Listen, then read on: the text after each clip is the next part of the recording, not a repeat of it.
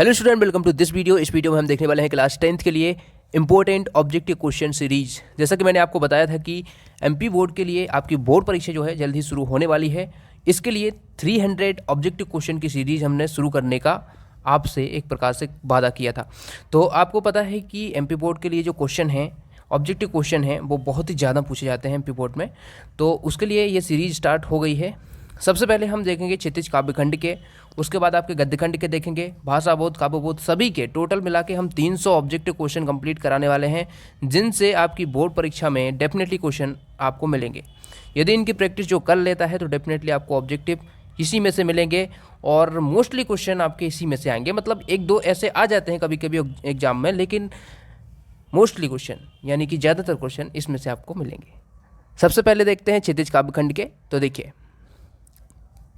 आप लोग ध्यान रखें कि काव्यखंड के हम देख रहे हैं, इसमें अभी गद्यखंड का एक भी प्रश्न नहीं रहेगा। तो आप लोग ये नहीं सोचें कि इसमें गद्यखंड के क्वेश्चन नहीं है, ठीक है, क्योंकि सबसे पहले हम काव्यखंड खत्म कर लेंगे, उसके बाद हम गद्यखंड के देखेंगे, फिर हम देखेंगे आपके उसके जो भाषा बोध होती है, काव्य बोध होती है, जो आपकी ग्रामर होती है, ठीक है, और कृतिका के भी देखेंगे, जो कृतिका आपकी सेकेंडरी पुस्तक है उसके भी देखेंगे, ठीक है। तो चलिए शुरू करते हैं। और सबसे पहले ऑब्जेक्टिव क्वेश्चन पढ़ लीजिए, उसके बाद आंसर कमेंट में कीजिए। कमेंट में करने का फ़ायदा ये रहेगा कि आपको अपना आकलन करने में मदद होगी। देखिए क्वेश्चन 1 देखिए, उद्धव किसकी संगति में रहकर भी प्रेम से अछूते रहे। ऑप्शंस पढ़ लीजिए और आंसर देखिए। कृष्ण की, गोपियों की, मित्र की, इनमें से कोई नहीं। देखिए मैं एक बार पढ़ूंगा आंसर यानी क्वेश्चन और तुरंत आंसर दूंगा, क्योंकि ऑब्जेक्टिव क्वेश्चन बहुत ज़्यादा हमें देखने हैं, क्योंकि ऐसे हम करेंगे तो बहुत टाइम लगेगा। इसलिए मैं एक बार पढ़ूंगा और आंसर बताऊंगा, आपको खट से कमेंट कर देना है, ठीक है। उद्धव किसकी संगति में रहकर भी प्रेम से अछूते रहे हैं, तो आंसर है कृष्ण की। दूसरा क्वेश्चन देखिए, गोपियाँ किसके प्रेम में आसक्त हो गई हैं, तो करेक्ट आंसर है कृष्ण प्रेम में, ठीक है। अब मैं आंसर पहले छुपाते जाऊंगा ताकि आप लोग स्वयं आंसर दे पाएं। देखिए ये क्वेश्चन देखिए, थर्ड क्वेश्चन देखिए, गोपियाँ कृष्ण के प्रति कैसी भावना रखती हैं, द्वेष की, क्रोध की, प्रेम की, घृणा की। करेक्ट आंसर है प्रेम की। इतना ही समय मिलेगा आपको सोचने का, ठीक है, ज़्यादा समय नहीं दूंगा मैं। चौथा क्वेश्चन देखिए, गोपियाँ स्वयं को क्या समझती हैं, डरपोक, निर्बल, अबला या साहसी। करेक्ट आंसर क्या हो जाएगा, अबला, ठीक है। उसके बाद देखिए, कृष्ण के आने की प्रतीक्षा किसे है, भक्तों को, उद्धव को, या गोपियों को, या यशोदा को। करेक्ट आंसर इसमें हो जाएगा गोपियों को, इसमें का ऑप्शन हो जाएगा, ठीक है।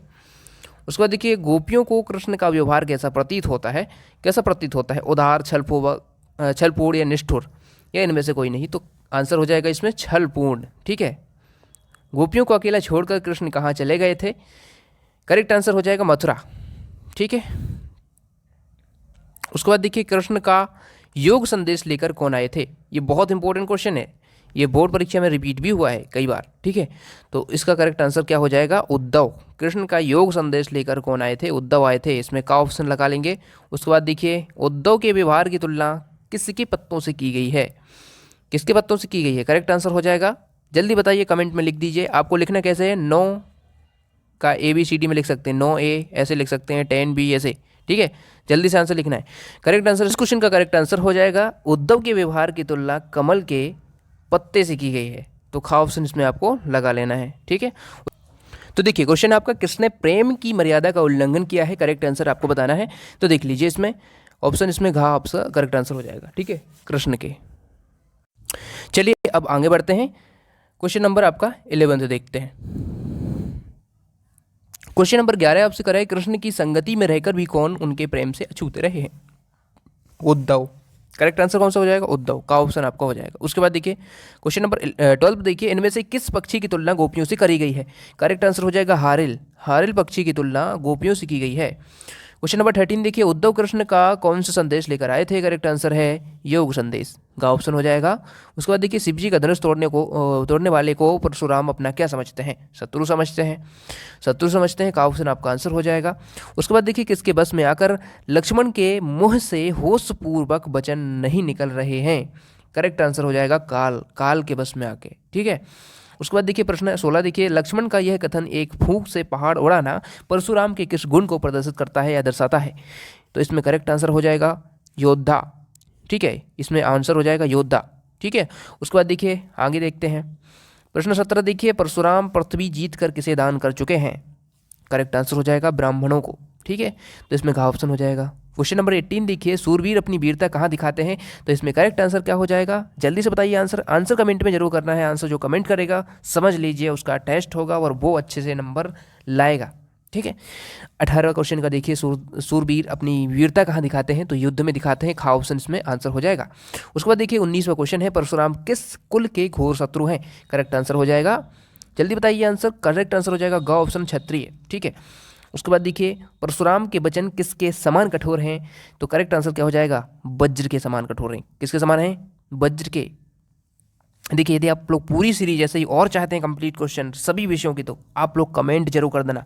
कमेंट ज़्यादा से ज़्यादा लोगों के आए हैं 300 MCQ, और इसीलिए ये वीडियो जल्दी आ रहा है, क्योंकि आप लोग कमेंट करते हैं तो हमें पता लगता है कि किस टॉपिक पे आप वीडियो चाहते हैं और क्या आपकी डिमांड है और कैसे आप परीक्षा में टॉप करेंगे और क्या आपके लिए इंपॉर्टेंट है। जैसे कि हमने वीडियो बनाया था पिछला कि क्या क्या आपको करना है, कौन सी कवि परीक्षा पढ़ना है, कौन से लेखक परीक्षा पढ़ना है, निबंध एप्लीकेशन, उस वीडियो को देख लेना, लिंक डिस्क्रिप्शन में दे दूंगा, चैनल पर चले जाइए, वहाँ भी मिल जाएगा, ठीक है। प्रश्न 20 हो जाएगा, परशुराम के वचन किसके समान कठोर हैं? वज्र के समान कठोर हैं। 21वां क्वेश्चन कह रहा है, सहस्त्रबाहु की भुजाओं को किसने काट डाला था? करेक्ट आंसर हो जाएगा परशुराम ने।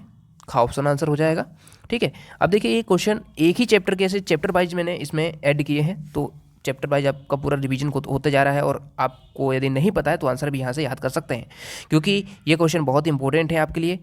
और ये सीरीज जो है बहुत ज़्यादा आपको नंबर दिलाएगी। आपके ऑब्जेक्टिव के MCQ के आपको बिल्कुल क्रिस्टल क्लियर आंसर आपको याद कर लेने हैं और पेपर में लिख के आने हैं। 22वां क्वेश्चन देखिए, राम लक्ष्मण परशुराम संवाद रामचरितमानस के किस कांड से लिया गया है? वेरी वेरी इंपॉर्टेंट क्वेश्चन है। राम लक्ष्मण परशुराम संवाद रामचरितमानस के बाल कांड से लिया गया है, तो इसमें का ऑप्शन आंसर हो जाएगा। उसके बाद देखिए, कवि ने अपने मन को किसका रूप दिया है? तो करेक्ट आंसर इसमें बताइए जल्दी से। भवरे, गीतकार, कोयल, तो करेक्ट आंसर इसमें का ऑप्शन हो जाएगा, यानी भवरे। उसके बाद देखिए, आत्मकथ्य के कवि हैं। आत्मकथ्य जो आपके इसमें कविता है उसके लेखक बताना है, यानी कि कवि बताना है, लेखक तो नहीं बोलेंगे हम, कवि बोलेंगे उनको, तो करेक्ट आंसर हो जाएगा जयशंकर प्रसाद। इसमें का ऑप्शन लगा लेंगे, ठीक है। स्पीड थोड़ी बढ़ेगी क्योंकि स्पीड के साथ ही हमें कंप्लीट करना है, क्योंकि इतने कम समय में फिर हम नहीं कर पाएंगे और एग्जाम में ज़्यादा समय आपके पास अब नहीं बचा है। गहरे नीले आकाश में अनगिनत लोगों ने क्या लिखे हैं? करेक्ट आंसर बताइए इसमें, जल्दी से बता दीजिए। गहरे नीले आकाश में अनगिनत लोगों ने क्या लिखे हैं? तो देखिए ये आपका आंसर हो जाएगा जीवन गाथा, ठीक है। जीवन गाथा या आत्मकथा, इस प्रकार से आप आंसर कर लेंगे। उसके बाद देखिए, कवि के जीवन की कागर कैसी है? रंगीन, खाली, भरी या सुनहरी? तो इसमें सही आंसर हो जाएगा खाली, खाली यानी खा ऑप्शन इसमें हो जाएगा, ठीक है। उसके बाद देखिए क्वेश्चन नंबर ये 26 का खाली हो जाएगा। 27वां क्वेश्चन देखिए, कवि ने खाली घड़े से किसकी ओर इशारा किया है? तो इसमें बताइए असफल जीवन। इसमें आंसर हो जाएगा कौन सा? असफल जीवन। असफल जीवन से यहाँ पर खाली घड़े की ओर इशारा किया है। आत्मकथ्य आपने पढ़ा होगा तो डेफिनेटली आपसे बन रहे होंगे ये क्वेश्चन, नहीं पढ़ा है फिर भी अच्छे से कंप्लीट कर लीजिए इनको, क्योंकि ये एग्जाम के लिए वेरी वेरी इंपॉर्टेंट क्वेश्चन है। कभी अपने किस स्वभाव को दोष नहीं देना चाहते हैं? मधुर, उग्र या कोमल या सरल? तो सरल स्वभाव को वो दोष नहीं देना चाहते हैं, तो इसमें सरल आंसर हो जाएगा, घा ऑप्शन आपका करेक्ट हो जाएगा, ठीक है ना।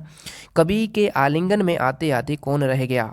करेक्ट आंसर हो जाएगा प्रेमिका। इसमें का ऑप्शन कवि की प्रेमिका उनके आलिंगन में आते आते रह गई, इसमें का ऑप्शन आंसर हो जाएगा। उसके बाद देखिए, कवि ने अब तक कैसा जीवन जिया है? कवि ने अब तक दुखदाई जीवन जिया है। कैसा जिया है? दुखदाई, तो इसमें का ऑप्शन आंसर हो जाएगा। उसके बाद देखिए 31 क्वेश्चन, कवि का दाम्पत्य जीवन कैसा रहा है? करेक्ट आंसर इसमें आपको बताना है, सुखी, दुखी, क्लेश रहित या इनमें से कोई नहीं, तो करेक्ट आंसर है दुखी, ठीक है। तो इसमें आपको दुखी लगा लेना है, गा ऑप्शन, ठीक है। उसके बाद देखिए आगे बढ़ते हैं, कवि बादल में किसका स्वर सुनता है? किसका स्वर सुनता है? क्रांति का, क्रांति का स्वर सुनता है, इसमें खा ऑप्शन आंसर आ जाएगा। उसके बाद देखिए, किस महीने में चारों तरफ हरियाली छा जाती है? तो आंसर जाएगा इसमें फागुन महीने में। किस महीने में? फागुन महीने में चारों तरफ हरियाली छा जाती है। आपने देखा होगा कि गेहूं पूरे में हरियाली छाई रहती है, गेहूं के फसल लगे रहती है। उसके बाद देखिए, कवि के अनुसार किसके केस सुंदर, काले और घुंघराले हैं? प्रेयसी के, बादल के या धरती के? तो करेक्ट आंसर हो जाएगा बादल के। उसके बाद देखिए अगला क्वेश्चन देखिए, कविता में जल का बरसना किसका प्रतीक है? शांति और सुख का, सुख की स्थापना इसका प्रतीक है, इसमें खा ऑप्शन करेक्ट आंसर हो जाएगा। उसके बाद देखिए, तप्त धरा का सांकेतिक अर्थ क्या है? तप्त धरा का सांकेतिक अर्थ क्या है? गर्म धरती, सूखी धरती, दुखों से पीड़ित धरती या इनमें से कोई नहीं? तो करेक्ट आंसर इसमें हो जाएगा आपका ऑप्शन गा, दुखों से पीड़ित धरती, ठीक है। क्या आंसर हो जाएगा? दुखों से पीड़ित धरती। उसके बाद देखिए अगला देखिए, कवि ने निदाघ अर्थात भीषण गर्मी से किसकी ओर इशारा किया है? अधिक गर्मी, सांसारिक कष्ट, असफलता या इनमें से कोई नहीं? करेक्ट आंसर हो जाएगा सांसारिक कष्ट, ठीक है, खा ऑप्शन आपका आंसर हो जाएगा। उसके बाद देखिए 37वां क्वेश्चन हो गया। 38वां देखिए, फागुन मास में कैसी हवाएं चल रही हैं?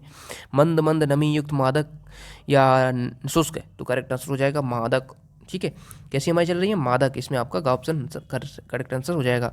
उसके बाद देखिए, कवि ने बादलों का आह्वान करते हुए उनसे क्या करने का आग्रह किया है? बरसने का। क्या करने का? बरसने का आग्रह किया है। तो इसमें 39वां क्वेश्चन का आंसर हो जाएगा बरसने का। उसके बाद देखिए अगला क्वेश्चन देखिए, बादलों को कवि ने गरजने के लिए कहा है जिससे कि वातावरण में जोश और क्रांति फैल सके। करेक्ट आंसर क्या हो जाएगा? जोश और क्रांति फैल सके। ठीक है, मुझे आंसर नहीं दिखाना चाहिए पहले, देखिए मैं आंसर नहीं दिखाऊंगा जिससे कि आप लोग सोच सकें थोड़ा। चलिए मैं ऐसा करता हूँ। चलिए क्वेश्चन देखिए, 41वां क्वेश्चन देखिए, कविता में बादल किसका प्रतीक है? भावनाओं का, सुख का, दुख का या क्रांति का? करेक्ट आंसर आपका हो जाएगा इसमें क्रांति का।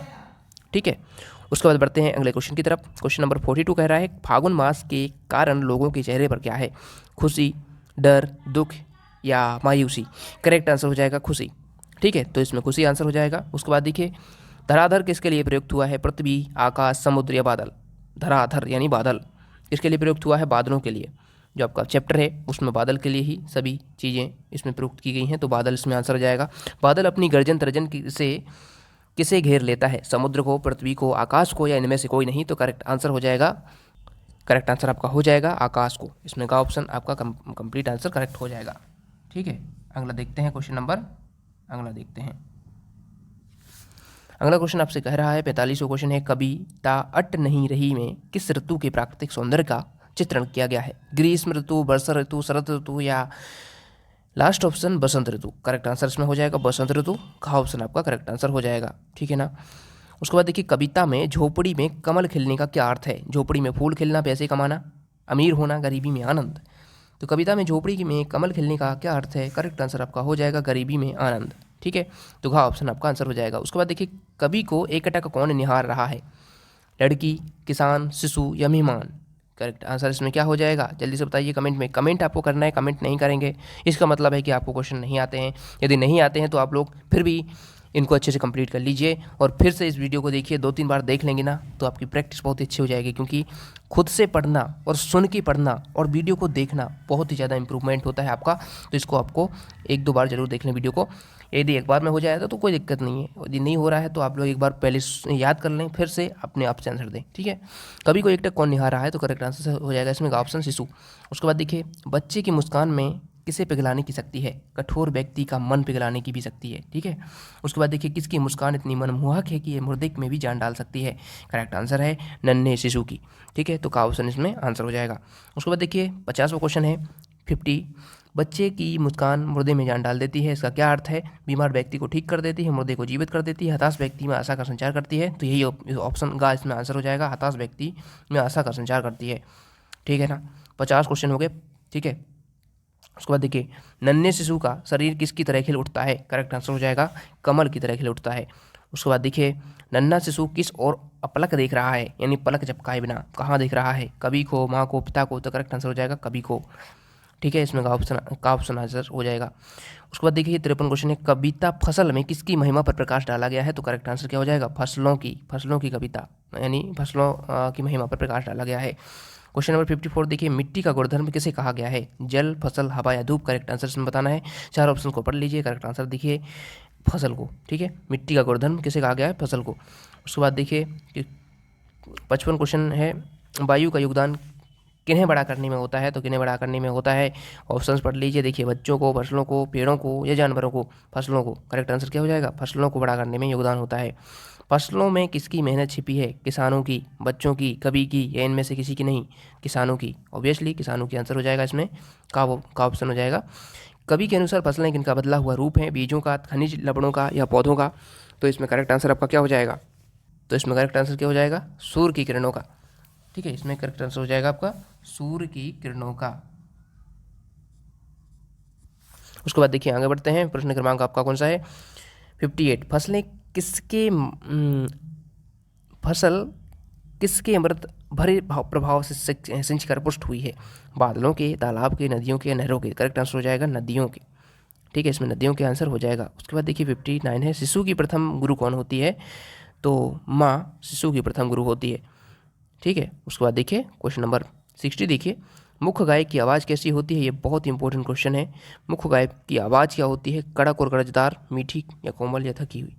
तो मुख्य गायक की आवाज़ कड़क और गरजदार होती है, का ऑप्शन इसमें आंसर हो जाएगा। मुख्य गायक की गरजदार आवाज़ में अपनी गूंज मिलाने का काम किसका है, संगतकार, कवि, गायक का छोटा भाई या शिष्य। तो करेक्ट आंसर हो जाएगा संगतकार। ठीक है, संगतकार इसमें का ऑप्शन हो जाएगा। उसके बाद देखिए संगतकार मुख्य गायक का साथ क्यों देता है, तो इसमें ऑप्शंस पढ़ लीजिए। उनकी गायन शक्ति बढ़ाने के लिए, उनके उससे आगे बढ़ने के लिए, उससे सीखने के लिए, इनमें से कोई नहीं, तो उसकी गायन शक्ति बढ़ाने के लिए। तो इसमें का ऑप्शन आपका आंसर हो जाएगा। उसके बाद देखिए अगला क्वेश्चन देखते हैं। मुख्य गायक को धीरज बांधने का काम कौन प्राय कौन करता है। मुख्य गायक को धीरज बांधने का काम प्राय कौन करता है, उसकी माँ, श्रोता या संगतकार। तो इसमें गा ऑप्शन हो जाएगा, संगतकार। उसके बाद देखिए ऊंचे स्वर में गाए गए सरगम को क्या कहते हैं, ताल सरगम, तार सप्तक या इनमें से कोई नहीं। करेक्ट आंसर हो जाएगा खा ऑप्शन, तार सप्तक। ठीक है, उसके बाद देखिए मुख्य गायक के बुझते स्वर को कौन उठाता है। करेक्ट आंसर क्या हो जाएगा, संगतकार। तो आंसर इसमें संगतकार ही आएगा, क्योंकि संगतकार चैप्टर ही है। मुख्य गायक के पीछे पीछे उसको स्वर कौन देता है, तो आंसर आएगा संगतकार। ठीक है, क्योंकि संगतकार चैप्टर है। और क्योंकि ये सभी क्वेश्चन हैं जब आपसे वहाँ पर पूछे जाते हैं बोर्ड परीक्षा में, तो वहाँ कन्फ्यूजन आ जाता है, क्योंकि यहाँ तो आपको पता है कि इसी चैप्टर से संगतकार आंसर होगा, लेकिन वहाँ पर कन्फ्यूजन हो जाता है। इसलिए आंसर अच्छे से देख लेना, पढ़ लेना पहले। ठीक है, क्या पूछा जा रहा है। कभी संगतकार द्वारा अपने स्वर को मुख्य गायक के स्वर में कम रखने को क्या मानता है, समझदारी, ईमानदारी, चालाकी या मनुष्यता। करेक्ट आंसर हो जाएगा मनुष्यता मानता है, घा ऑप्शन इसमें करेक्ट आंसर हो जाएगा। उसके बाद देखिए तार सप्तक में गाने के कारण कवि को कैसा अनुभव होता है, बहुत खुशी होती है, थक जाता है, उत्साह से भर जाता है, गाने की इच्छा समाप्त हो जाती है। तो तार सप्तक में गाने के कारण कवि को कैसा अनुभव होता है, तो इसमें आंसर हो जाएगा गाने की इच्छा समाप्त हो जाती है।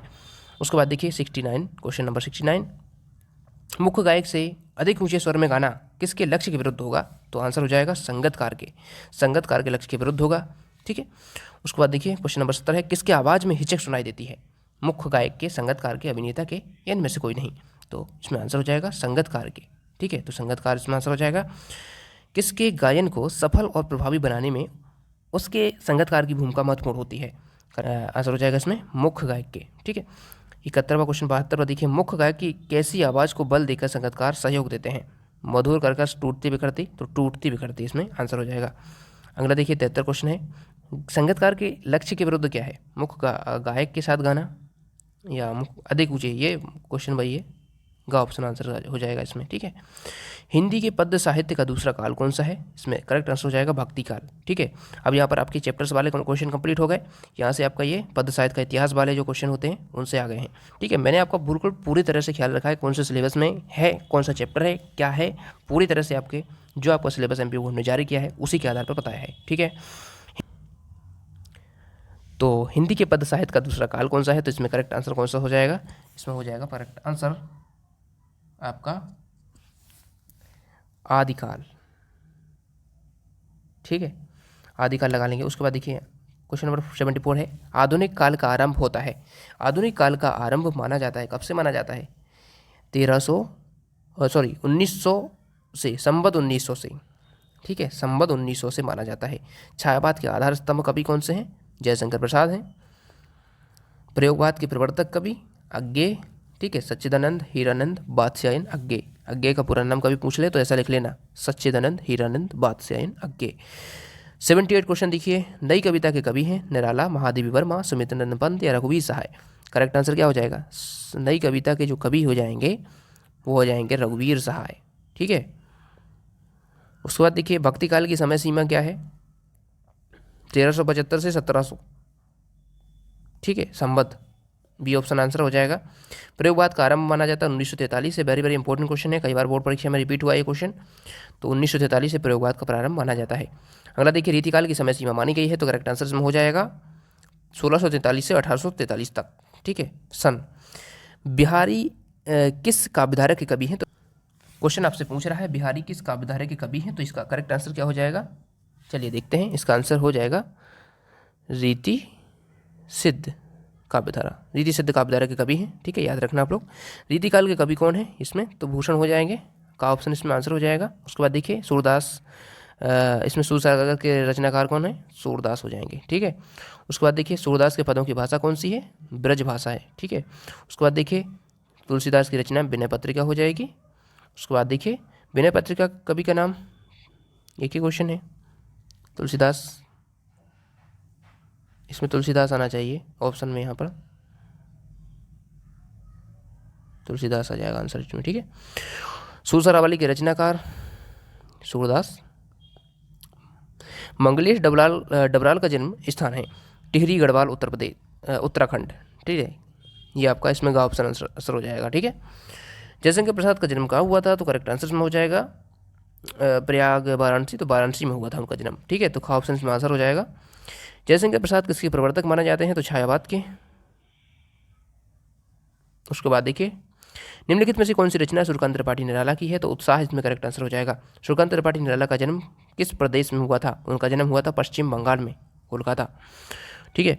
उसके बाद देखिए युगधारा किसकी रचना है, तो करेक्ट आंसर हो जाएगा नागार्जुन, ठीक है। का ऑप्शन इसमें आंसर हो जाएगा। उसके बाद देखिए मंगलेश और डबराल की रचना है, इसमें हो जाएगा संगतकार, ठीक है। आपके चैप्टर जो है संगतकार आपने पढ़ा होगा, वो उनकी रचना है संगतकार, ठीक है, याद रखना आप लोग।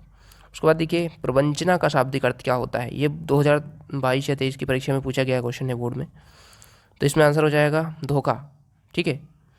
उसके बाद देखिए 10वें रस का नाम क्या है, बात्सल्य, बात्सल्य है 10वां रस, ठीक है। सूरदास के गुरु कौन है, बल्लभाचार्य, बल्लभाचार्य सूरदास के गुरु हैं, याद रखना आप लोग, वेरी वेरी इंपॉर्टेंट क्वेश्चन है। 99वां क्वेश्चन देखिए कामायनी किसकी रचना है, कामायनी रचना है जयशंकर प्रसाद की, ठीक है। 100वां क्वेश्चन देखिए तुलसीदास राम भक्ति सागा के कवि हैं। तो इस प्रकार से 100 क्वेश्चन तो इस वीडियो में कंप्लीट होते हैं। वीडियो काफ़ी ज़्यादा लंबा हो गया है। आगे के प्रश्न देखिए, अभी मैंने आपको पूरा काव्यखंड पूरा कंप्लीट करवा दिया है, काव्यखंड के 100 MCQ कंप्लीट करा दिए हैं, इनको करके जाइए, डेफिनेटली आपको पेपर में मिलेंगे, ठीक है। 100 MCQ ये कंप्लीट करा दी मैंने। अब 100 MCQ आएंगे इस पे आपके गद्यखंड पे आएंगे, और फिर 100 आएंगे आपके उस पे आपके व्याकरण के और कृतिका के मिला के, ठीक है। तो ऐसे करके हम 3 पार्ट में पूरा MCQ आपके कंप्लीट करा देंगे। इनको कंप्लीट कर लेना, हिंदी में डेफिनेटली आपके अच्छे स्कोर आने वाले हैं। चलिए मिलते हैं नेक्स्ट वीडियो में, सब्सक्राइब कर लेना, और इससे पहले के वीडियोस नहीं देखे हैं जिनमें हमने इंपॉर्टेंट क्वेश्चन आपको बताए हैं वो देख लेना, और साथ ही और भी वीडियोस आपके लिए सभी विषयों के यदि आप चाहते हैं, अन्य विषयों के, तो लिख लेना MCQ और सब्जेक्ट का नाम डाल देना, ठीक है। थैंक्स फॉर वॉचिंग, मिलते हैं अगले वीडियो में। टेलीग्राम को ज्वाइन कर लेना, साथ ही वेबसाइट पर विजिट करते रहें।